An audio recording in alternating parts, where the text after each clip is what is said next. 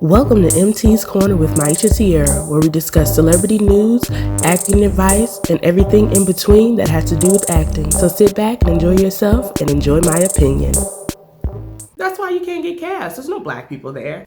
Hi everybody and welcome back to MT's Corner with Myesha-Tiara, and I am Myesha-Tiara. Today I decided to do a story time about myself. So story times on my channel will be something that involves most likely my experience in the acting industry. So this will be my first story time. So hey, if you want to know more about me and who I am, then check out my story times, Unfortunately, I did not post anything last week because your girl was sick, but I did not have COVID. I had food poisoning and it took me out of commission and I was done for. So yeah. But to all of you that have supported me so far with a few videos that I do have on my channel, thank you so much for watching them. I've only been on YouTube for actually posting things since not even a full week. Week and a half, I think. A week and a half. This is my first story time and I am a little nervous. Because it's like exposing my real life, which is something that normally I do not do. I normally just tell people how they can be great, and I perform as an actor, and I do not expose who I really am, which is like what acting is like all an illusion. You just use experiences from your life to become this other person that you're being paid, hopefully you're being paid to perform as. Okay, so all the names will be changed. The names will not be the same. Plays will not be the same. I will not be saying any theater companies' names or other things unless I really feel in my spirit that I need to say those names. If you know me and you know this story, then cool. And if you don't know me and you don't know this story, which I hope there's a lot of people going to watch that don't know this story, that don't know me at all, which a lot of people don't know the ins and outs of who I am and certain things that I say. So let's get started. When I found out that I was black, and I know you're probably like, girl, did you clickbait me? What do you mean when you found out you were black? Like, come on, you knew you were black. Like, you know you're black. Yeah, so this is about when I found out that I was black in the entertainment industry. I was 19 years old. I was in my sophomore year of undergrad. They're not really an arts college, but they had arts programs. And I'll tell you why. I went to that college in another story time. I was going to a college that had a theater program, which is the most important thing. Went to a college that had a theater program. That's all that really needs to be said. That's all that matters. So my first year there, of course I was super excited, and I had rose-colored glasses. That's what I call that experience. I grew up in a sense when it came to acting where I felt that I could do anything that I put my mind to. It made me go away from my regular life because I do suffer from depression and anxiety. There are days where I just can't go on. It's rough. It's rough. Acting is an escape for me, so that's what it was and it had been for so long. So I went to a school for that. With acting, I was just so excited. I was like, oh, I could be anybody. I could do anything. I mean, the sky's the limit. I could be the love interest. I could be the auntie. I could be the mama. I could be the villain. I could be this, that, and the third. And I thought that the opportunities were boundless. And I honestly now, as an adult, I've had to work on reestablishing that innocence that I had when I first started acting in the industry due to different situations that tried to stifle my growth. My first year I had rose-colored glasses. Like I said, I was first years, unless an actor just didn't come back the next year and they were scheduled to be in the show for the upcoming season. If you were a first year, you just didn't get to be a part of the play or the musical. You would just end up doing behind the scenes work. So my first year, that's mostly what I did. And then my second year is when I actually started getting in productions. Like, cause I was auditioning for everything. At the time I was auditioning for musicals, and I'll tell you a story time about why I am not why musicals and I are not something that I audition for very often, if at all, at this point in my career. I'll tell you another story time about that. So I finally got into shows in my sophomore year. So I was just like, oh, okay, that's just the rules. That's how it goes. You're a freshman, you don't get in shows because they auditioned for these shows last season. So none of that meant anything to me. I was like, cool. I was going to classes. I was making sure I was on time. I was excited. I'm like, I'm ready to learn. I'm ready to soak up anything you can help me learn to become a better artist. I was just excited for it. And so I was auditioning for everything. And I would, I'm a performance and directing major, which means that I don't particularly want to be in a musical. That's pretty much in my way of explaining it. I just don't want to be in a musical. So I was doing, at that time, I hadn't even discovered directing, which is a whole nother story time. But I hadn't even discovered directing for myself yet. I was just focused on acting. So I would go to all the auditions that we had. Now I will say that I went to a PWI, which, if you don't know what that means, it's a predominantly white institution. And our program was our theater program was very PWI, which at the time, I had rose-colored glasses, so it didn't faze me. I wasn't fazed by it because me being a theater person and me starting from acting when I was 5, like most of the other actors I encountered in the programs that I was involved in, I was one of few Black people, so I was like, oh, this is just normal. Like, it didn't even faze me. I didn't even think about it as a color thing because I just was so excited to express myself and be who I was, and I just was so excited. So I would audition for plays, and I would get callbacks because, your girl is talented, okay? I cannot wait until I book a huge gig that's like, and by huge, I mean like worldwide huge, where it's like more money involved. Where it's like thousands upon thousands of dollars and not just a couple thousand. Now, I've been paid a couple thousand, but I need six figures on them checks. And so I was auditioning for shows, and I would always get callbacks. So yeah, I would always get callbacks. Then I would make it to the final rounds, and I just never got cast. And which didn't make me upset or anything necessarily, because at the time, rose-colored glasses, I didn't know it was for any other reason than they just found a better person. So that's honestly what I felt. I was like, oh, they just found a better actor. Like, hey, it's whatever. I'm gonna keep auditioning because I'm gonna make it. It's I don't care. I'm gonna be on somebody's stage just giving them life. And so we could go to our professor's office and ask them feedback, because in the professional world, when you act, it's rare, if ever, that you get any type of feedback at all about your auditions. So if you never get called back, then you're just like, dang, was I just not good? When it may have absolutely nothing to do with that at all. I was auditioning for, what are we gonna call this play? For some reason, the words fancy people is coming to mind. We're gonna call the play Fancy People. That's what we're gonna call it. But it was a more historical play. We're just gonna call it Fancy People.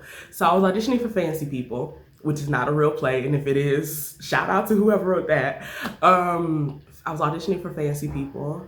I made it through final rounds. They had people line up, and I think it was just me and another Black actress who's now like one of my really close friends. So if you know who I am, then you're gonna be like, what actress?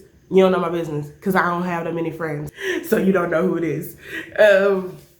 But me and another Black actress made it to the callbacks, the final round of callbacks. So in the audition process, it's just like kind of like a cattle call, to be quite honest.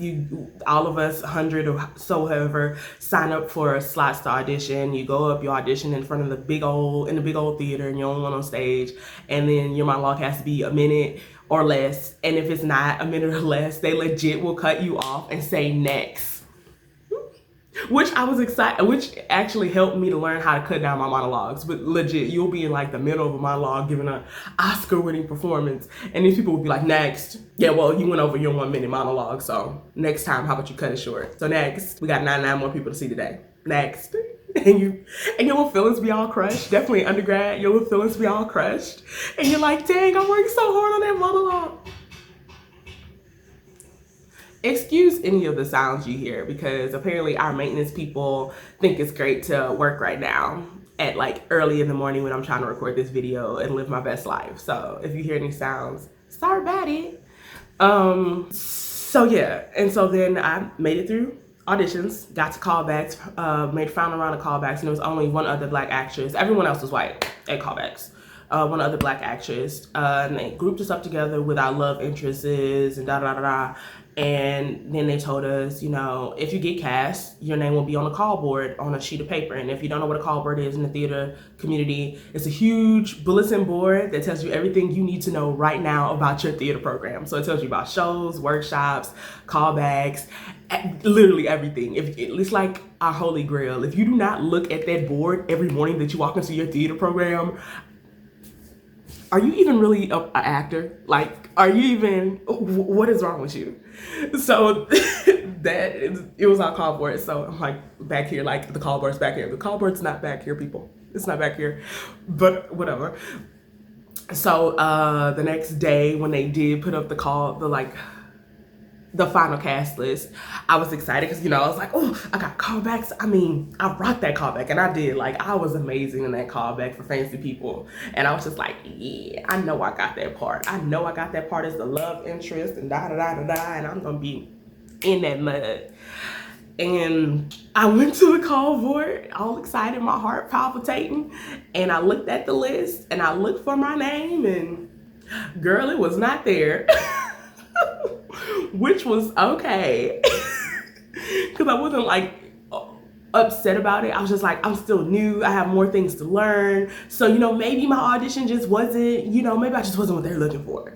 So like, I was just so happy and I was so excited to be in my program and just to be learning about acting and just living in my truth. So it didn't even faze me that I didn't get cast, because I was like, there'll be more shows. You know, I have 3 years left here. There'll be more shows. There'll be more shows. I'm totally fine with that. But we were allowed to go get feedback, like I said, from my professors. And so I did just that. I went to one of my professors, and of course, I'm not going to say this professor's name. I'm not going to do that. It's called Professor Black, though. Professor Black, like I'm in Harry Potter or something. Professor Black. So I went to Professor Black's office, and I wanted to talk to them about my audition, like in my callback, and you know, get any notes that I could, because I was ready to soak it all up. And so they, I sat down in their office, and they're like, no, hey, Myesha, how you doing? Your audition was great. I mean, I loved your audition. I loved your callback. You were wonderful. There was just one issue with why we couldn't cast you. You had great moments. You took good direction, all these things. And they couldn't tell me anything that was wrong with my audition or with my callback. And so then they said, you know, there was nothing wrong with anything that you did. You were great. My only issue is that there were no Black people alive during that time. I was confused. I was really confused. I was just like, huh? And you know, and then they went on to elaborate to say that, you know, just during that time period where this play takes place, there's no Black people over there. So, you know, that's why you can't get cast. There's no Black people there. Then they gave me a nugget of wisdom by saying that they had a friend just like me.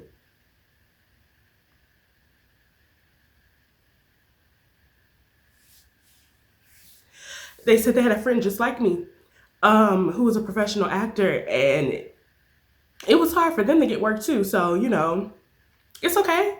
So, you know, get used to it. Y'all, when I tell you that shit, I didn't even realize what was happening in that moment. But when I tell you that shit, like, hurt my feelings. Because I was 19 and I was so eager to work and to learn. And then for a professor that, like, of course I looked up to all of them. Like, why wouldn't I? You know, I was young. I was away from home. I was the second person in my family even to go to college. And the one before me was my cousin, who's only 5 years older than I am. So I was just like, okay, cool, you know. Y'all, that shit hurt my feelings. And that day, I was like, oh, I'm Black? Because I didn't think that being Black mattered. as an actor. Like, I didn't think it mattered when it came to, make believe. I thought that I could be anybody, you know? I thought that, I could be the love interest. I could be in a show full of people that just weren't my same ethnicity or my race. And who cares? Because we're acting, we're creating a whole nother universe. And that's when I realized that that may be true, that may be what acting is, but that's not always how I'm going to be perceived in the industry when it comes to acting. And that's when my rose-colored glasses came off and I started to see my program for what it was. And I started to see that I wasn't getting chosen for plays because I was the only Black woman at that time. I don't know if there were any before or after, who was a performance and directing major. So that meant the other Black people that they did have, which wasn't that many, there were maybe like 10 of us, the other 9 were musical theater majors.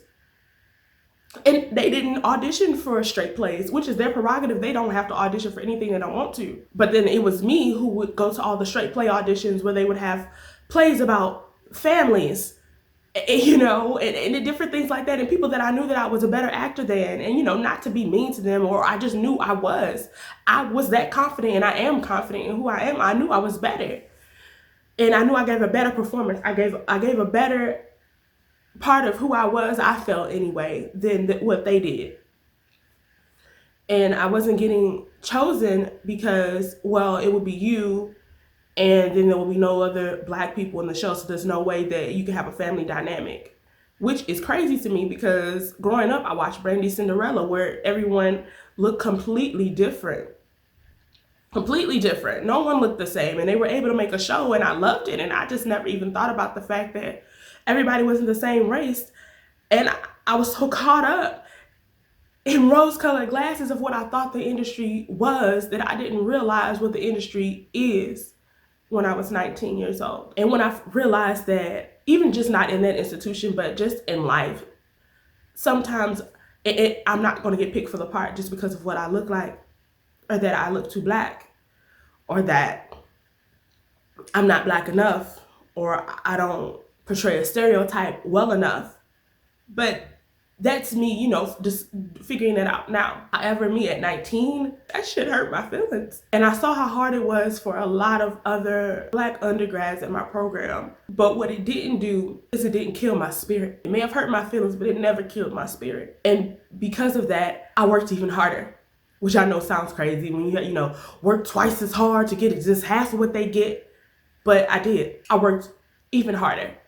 I actually took up directing because I couldn't be in a play because I was Black, and Black people didn't exist yet where those people lived, and fancy people. So I started directing, and I started picking up plays by Black playwrights, and I started directing scenes, and I started directing people that they didn't normally cast in things in my institution. I started directing people that I would hear in classes where they just felt that they weren't good enough, and I would help them become better. I used to literally go to people's dorm rooms and coach them through monologues. And honestly, because of that experience, that's why I started my own theater company that I have now, which is called Perceptions Theater. We're 6 months old, but since COVID has happened, of course, we've had to slow down and try to figure out working on becoming a virtual institution. And all this information be down below if you want to check out any of my things, anything I'm working on. But that experience definitely prepared me for the industry and to not get too caught up on how people view me, but care about how I view myself. And honestly, guys, before that, I didn't even realize that I was Black. And when it came to acting, because I thought you could do whatever. I did. And I still do, to an extent of like, a lot of times now you just have to create your own work as a Black artist and other artists of color. And sometimes when I don't get things, or I'll audition for stuff and then I'll see who gets it, sometimes it had issues to do with colorism. Sometimes I'm just not right for the part, but I'm talking about not those times. I'm talking about the instances where it has nothing to do with that, and it has all to do with politics. But at 19, that finding out that I was a Black actor and that race does mean something, definitely in a PWI institution, and like that shit hurt my feelings. It did. I just, that whole experience, finding out that I was Black at 19 when it came to the arts, it's like I didn't even know race mattered in that way. And when I found that out, I grew a tougher shell. When I found out where I was, and because I always portray myself as a very strong person, and I think learning to be more vulnerable is a good thing, so that I can be seen more as human when it comes to how I feel about things in the industry. I'm still an actress. I still, days where things are hard, and of course I work on it. But that's how I found out that I was Black. If you want more story times, let me know, y'all. Let me know, comment below. Have you ever had this experience? Let me know if you've had a similar experience or anything like that. And thumbs up, share, like, subscribe, hit me up.